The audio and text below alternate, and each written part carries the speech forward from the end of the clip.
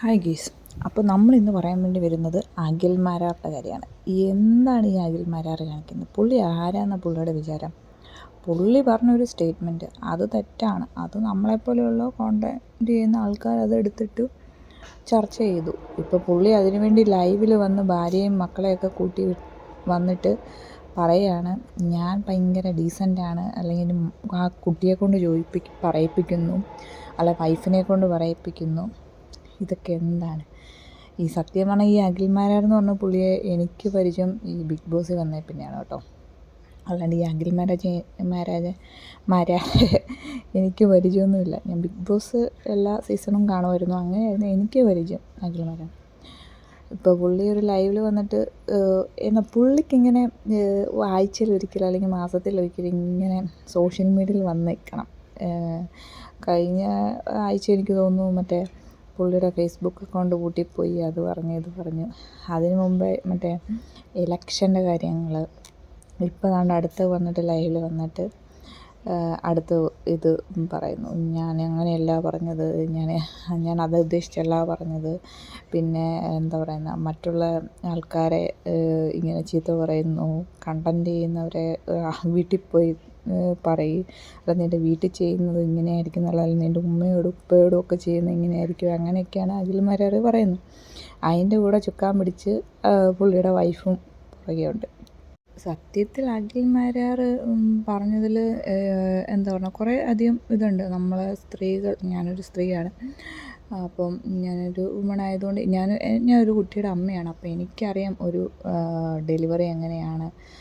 എനിക്ക് normal delivery ആയിരുന്നു. അപ്പം അത് നോർമൽ ഡെലിവറി ആണെങ്കിലും ശരി, അത് സി സെക്ഷൻ ആണെങ്കിലും ശരി, അതിൻ്റേതായ പെയിനും കാര്യങ്ങളും ഒക്കെ ഉണ്ട്. അല്ലാണ്ട് അഖിൽമാരാർ പറയുന്ന പോലെ പോയി ഏതാണ്ട് ഉടനെ തന്നെ പ്രസവിച്ച് പോയി 2 കിലോ അരി ഇടിക്കുന്ന ഇതൊന്നുമല്ല. പുള്ളിയുടെ വൈഫ് 2 കുട്ടികളെ പ്രസവിച്ച ആളല്ലേ, അപ്പോൾ അവർക്കറിയത്തില്ലേ. അതിനാണെങ്കിൽ അവരാണെങ്കിൽ സപ്പോർട്ട് ചെയ്യുകയും ചെയ്യുന്നുണ്ട്. അപ്പോൾ പുള്ളിക്ക് തന്നെ 2 പെൺകുഞ്ഞുങ്ങളാണ്. അതുപോലും പുള്ളി എന്താ പറയുക, അതുപോലും ആൾ കാര്യമാക്കുന്നില്ല. പിന്നെ എന്നിട്ട് നാട്ടിലുള്ള ഡോക്ടേഴ്സുമാരെയും അല്ലെങ്കിൽ ഹോസ്പിറ്റലുകളെയും ഒക്കെ പറയുകയാണ്. ഇപ്പോൾ 1-2 ഹോസ്പിറ്റലിലൊക്കെ പല ഇതുകളും വന്നിട്ടുണ്ട് നമ്മളെ. പക്ഷേ നമ്മുടെ നാട്ടിൽ പല ഹോസ്പിറ്റലുകളും നല്ല ചാർജാണ് വാങ്ങിക്കുന്നത്. അത് സി സെക്ഷൻ ആണെങ്കിലും ശരി, നോർമൽ ആണെങ്കിലും ശരി, ഗവൺമെൻറ് ഹോസ്പിറ്റൽ അല്ലാതെ കേട്ടോ, പലയിടത്തും നല്ല ചാർജാണ് വാങ്ങിക്കുന്നത്. അത് കറക്റ്റാണ്. അതിലൊരു ഞാൻ നോക്കിയിട്ട് പുള്ളി പൈസ കൊയ്യുന്ന കാര്യത്തിൽ കുറച്ചൊരു, പക്ഷേ വേറൊരു കാര്യമുണ്ട്, നമുക്കത് വേണ്ടെങ്കിൽ നമ്മുടെ ഇഷ്ടമാണ്. നമുക്ക് പ്രൈവറ്റിൽ പോവാം, പ്രൈവറ്റില്ല നമുക്ക് ഗവൺമെൻറ്റിൽ പോവാം. ഗവൺമെൻറ്റിൽ പോകുന്നതിൽ ആരും ഒന്നും പറയാം. ഗവൺമെൻറ് നമുക്ക് എല്ലാ സൗകര്യങ്ങളും ഗവൺമെൻറ് ചെയ്യുന്നുണ്ട്.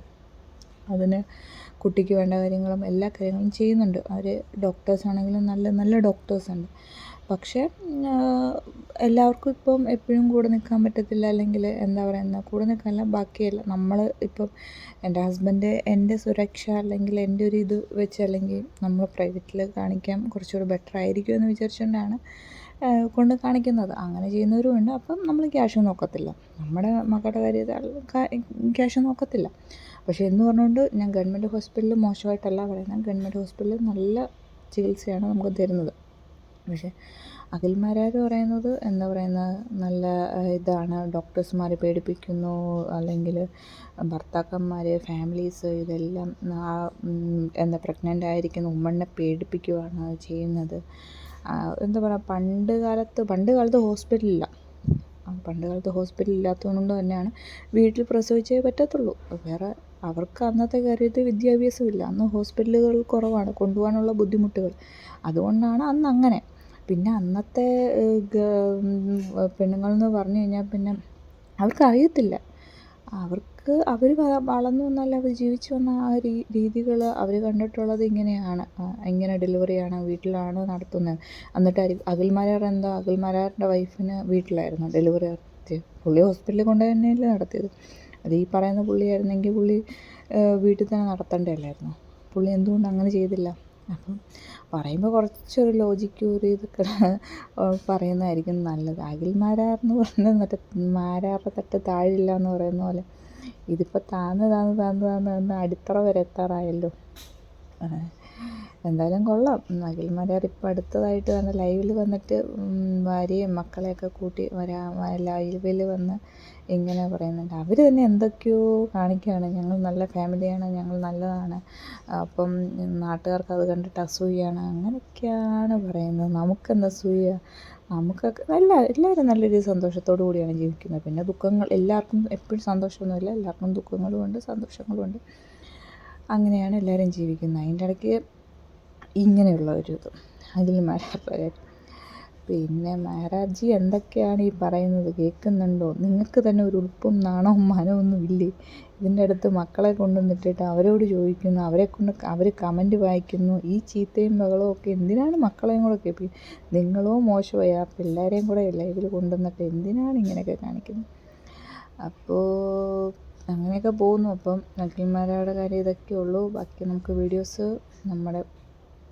നമ്മൾ തുടർന്ന് ചെയ്യുന്നതായിരിക്കും. അപ്പോൾ എല്ലാവരും എൻ്റെ വീഡിയോസ് കാണണം.